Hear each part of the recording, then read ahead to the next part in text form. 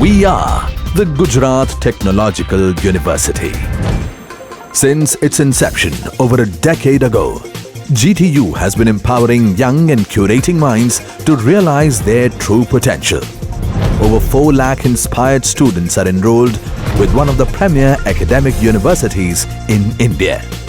With more than 450 affiliated colleges in its fold operating across 5 zones of the state, GTU, the International Innovative University, your place to move forward.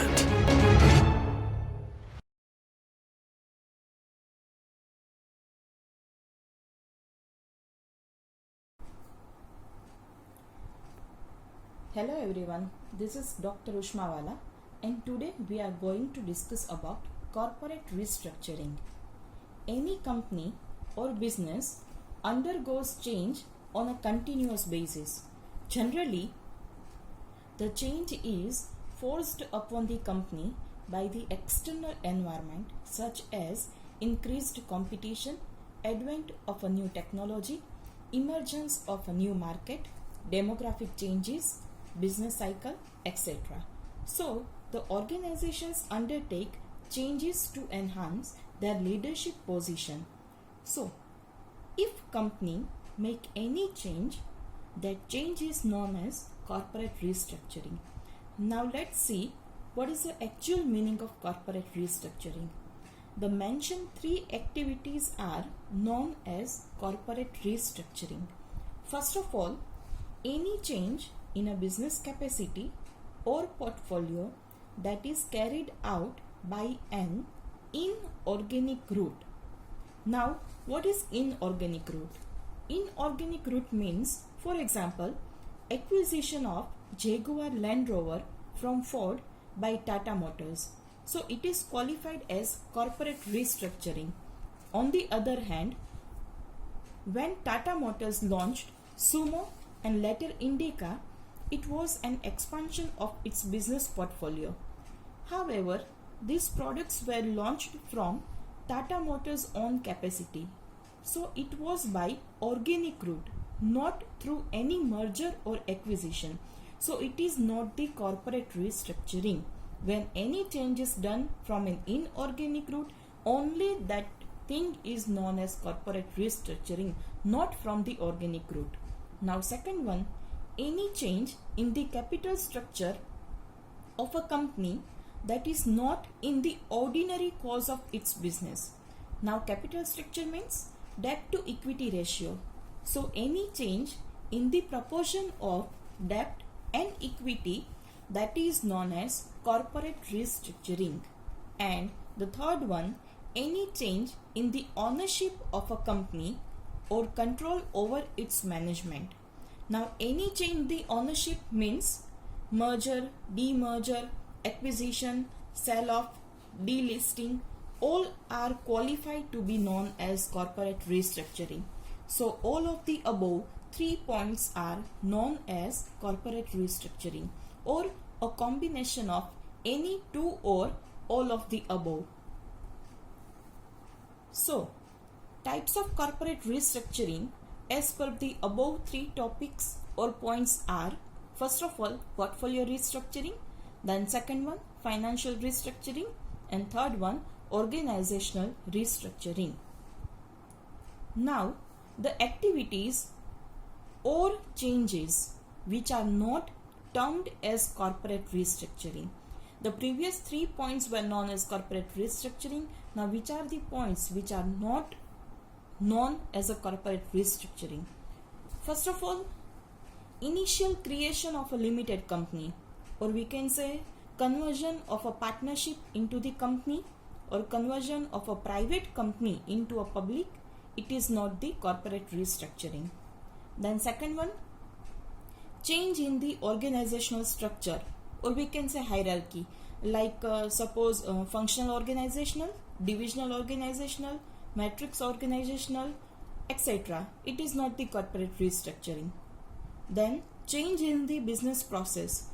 It means we can say re-engineering, redesign of a business process. Again, it is not the corporate restructuring. Then next is the downsizing. Now downsizing means cut down manpower, recurring cost, capital expenditure, etc.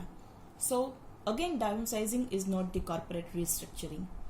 And other activities like outsourcing, then enterprise resource planning, total quality management, franchising are not the corporate restructuring.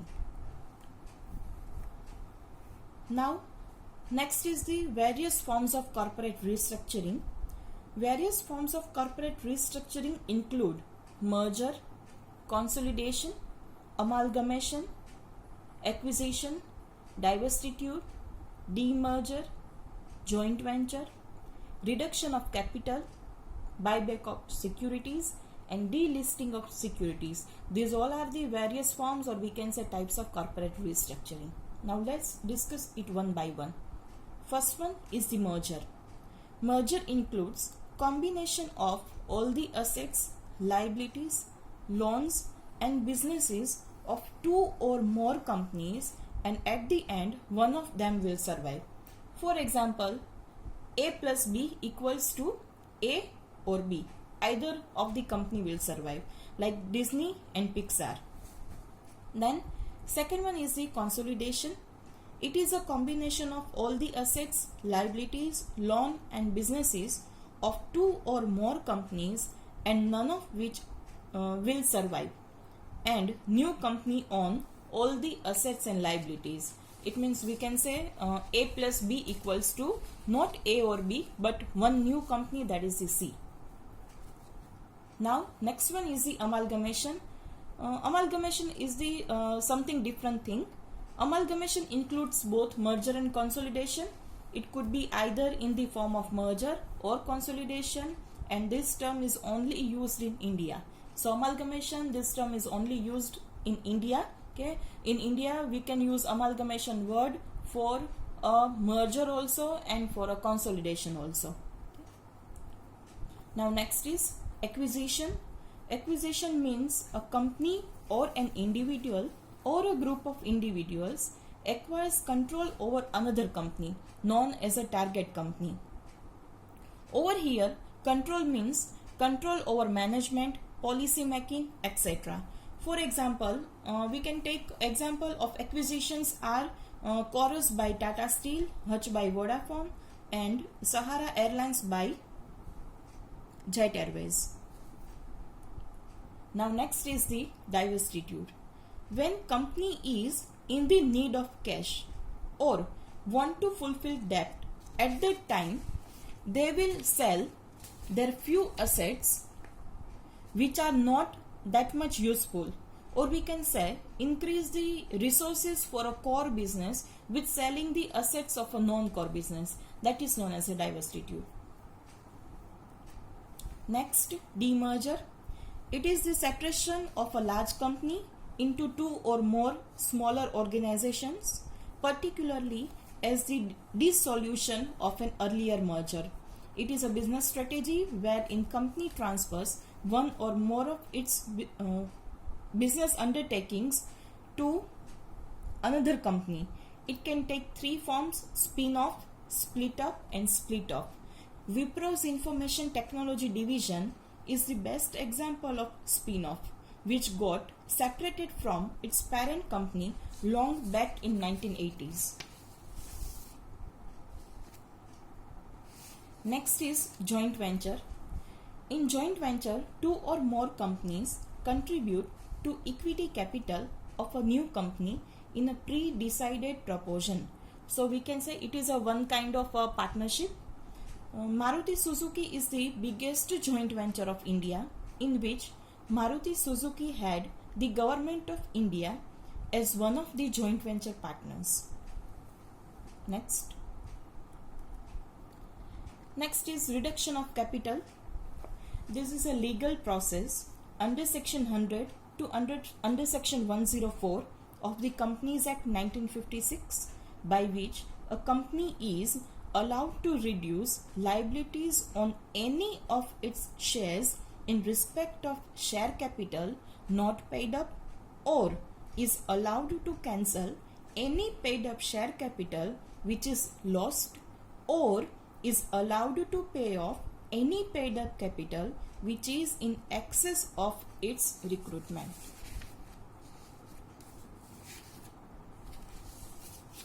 Next is buyback of securities. When company is having extra cash and which it does not require in medium term.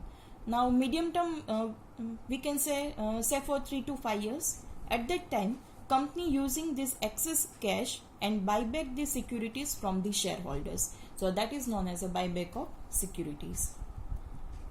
The next is the last form is delisting of securities.